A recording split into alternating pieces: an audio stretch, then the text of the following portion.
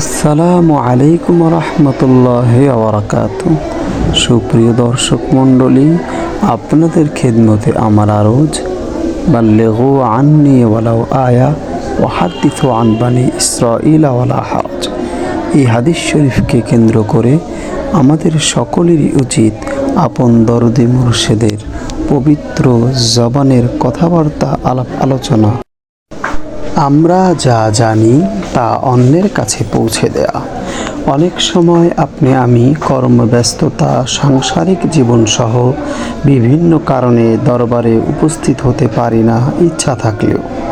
দেখা যায় ওই মাহফিলেই আপনার আমার দরদি মুর্শিদ কেবলা জীবন গঠনে উপদেশমূলক, আদেশসূচক, শিক্ষামূলক কিংবা এমন কোনো কথা বলেছেন যা আপনার জন্য খুবই দরকারি ছিল। আমার মুর্শিদের বয়ানের প্রত্যেকটি লাইনই জীবন গড়ার পাথেয়। তারপরেও মানিকগঞ্জ দরবার শরীফে মাসিক মাহফিল, সবকের মাহফিল, দোয়ার মাহফিল, বনের মাহফিল সহ চেষ্টা করব চুম্বক লাইন বা বিশেষ লাইনগুলো আপনাদের সামনে উপস্থাপনের ইনশাআল্লাহ।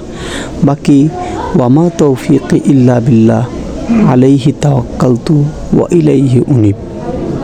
অন্যান্য সময়ে মাহফিল ছাড়াও মুর্শিদ কেবলা যে কথাবার্তা আলাপ আলোচনা করেন তারও বিশেষ কিছু অংশ উল্লেখ করব, যেটা আপনি সাধারণত ইউটিউবে নাও পেতে পারেন।